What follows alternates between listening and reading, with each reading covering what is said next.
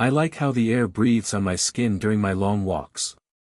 I once tried to explain it to Joan, but she only crinkled her nose at me in that way that told me that I had just said something unusual. I myself found it unusual that I have no problem sharing my thoughts and feelings openly until someone else appears to receive them poorly.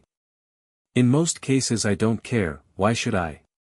Once I share, the thoughts and feelings don't belong to me, I'm not responsible for them. In the case of Joan, though, I feel that annoying itch of sadness behind my sternum whenever I think I've alienated myself from her. The air is cold and hard against my skin, alchemized into a refreshing energy pulled into my lungs to warm the hearth at the base of my stomach. My gut tells me that there's a storm coming, lightning flickering miles away. I am glad she got out. Mackerel skies, never long wet, never long dry, or mackerel sky, not 24 hours dry. The two sayings waltz around my head and I wonder which one is more appropriate while looking out at the cloud-freckled sky. No one came looking for me when I took my long walks at sunset. Joan once told me that not too many folks come by here anymore since there were a lot of accidents of casual wayfarers falling off the rocky cliffs by the open path.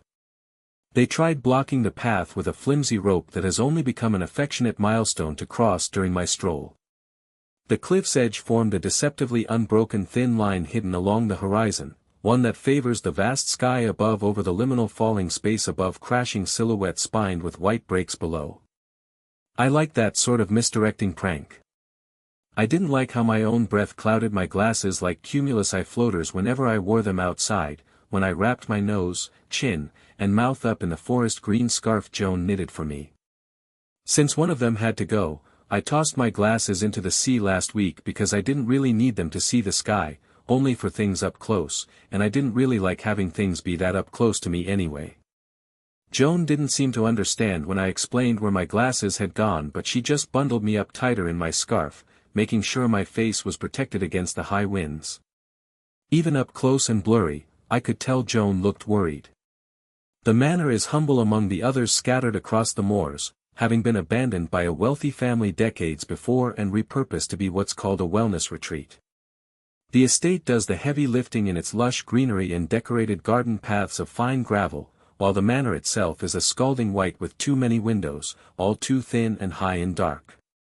We can be like old British women going on holiday by the sea to heal our ails, Joan joked when we first came. I didn't get it at the time, but I could tell it meant a lot to her, and I'm not one to deny her anything, even if it meant having to live with a bunch of sick people for the season.